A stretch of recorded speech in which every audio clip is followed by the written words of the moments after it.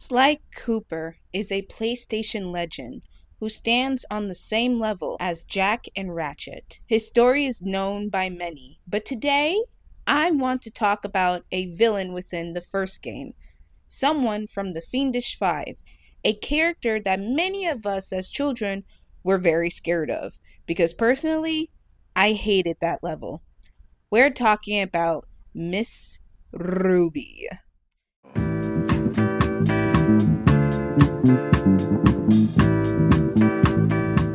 In my personal opinion, I believe that Miss Ruby is the worst villain within the Sly Cooper series. Yes, even worse than Clockwork with his crazy ass self. The obsession that Bird had was insane. One raccoon crosses you and you make it your entire life's goal to the point that you try and make yourself immortal and succeed to just basically stalk this man's entire bloodline. I don't know who crossed this man, but this man had a weird obsession. Like, he's literally in the winter age. BC. What did the raccoon do that made you so mad? That one person's life goal. It's hilarious. That fucker needed to go. I'm sorry. He creeps me out. Even in the fourth game, why was he in the Ice Age? That makes no sense. I'm not sure Clockwork is even human. Like, I'm pretty sure he's an alien of some sort. Were aliens confirmed in this game? Whatever, I'm off track. Let me get back to the main point. Miss Ruby. Now, let me explain a bit about why Miss Ruby creeps me out. Miss Ruby appears in the first Sly Cooper game, the Thievius Raccoonist. Ruby is part of a gang called the Fiendish Five. Long story short, they killed Sly's dad and took his family heirloom that is passed down from generation to generation. The book contains knowledge of thievery that parts of the Sly Cooper have mastered. The Fiendish Five, however, would find Sly and his family and proceed to kill him while also taking the book. Now, years later, Sly would come back for that reptilian ass. However, Miss Ruby is not the first you meet. You have to go through 2 levels before getting to her level. She's the third one out of 4 before hitting Clockwork, and her level always creeps me out. See, the first 2 levels, in my opinion, was childish. The first level felt like a James Bond kind of setting. You know, the steampunk design, the flamboyant boss.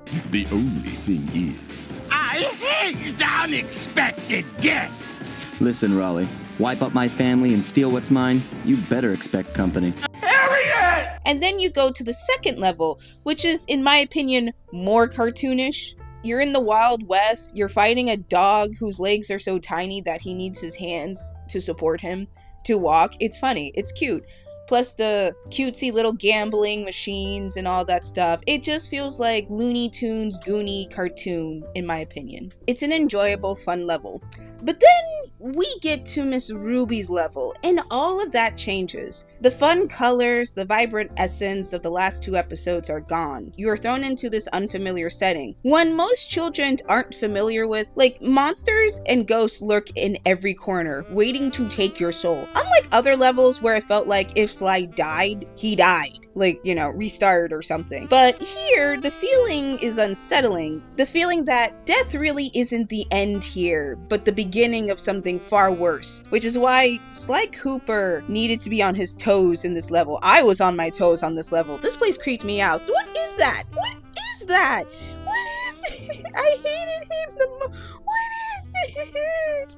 And the horror about this level really wouldn't make sense until sequel games. Because here's the thing, animals in the Sly Cooper world, such as Sly, Bentley, Murray, and Carmelita, and many other characters, are human-like animals. It's the main theme of the game. Everyone is a different animal, but they still have human characteristics. So, what happened to them? Is my question. In Miss Ruby's level, you are attacked by various animals such as chickens and spiders, but how can that be when there are already chickens and spiders that are humanoid in the game? Not to mention the servant Chumley, who is a turtle, like Bentley. And this is where the creepiness of Miss Ruby slowly creeps in for me.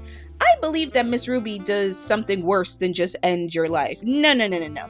I believe Miss Ruby takes away your ability to be you. This essence that makes many of these characters resemble humans in a way.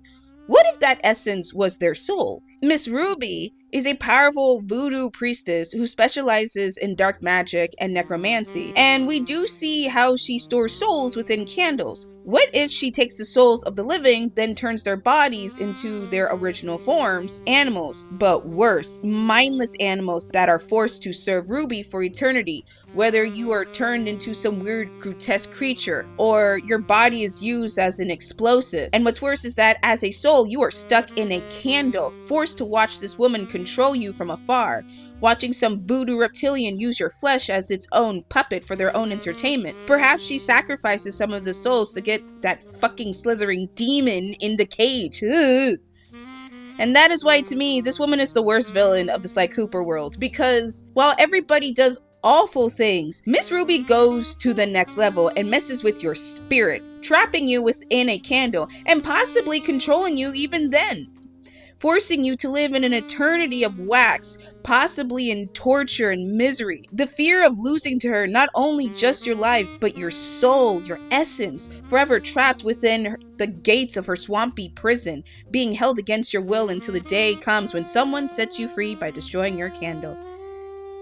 Thank God for Sly, and thank God he put her in jail. That bitch needed to go.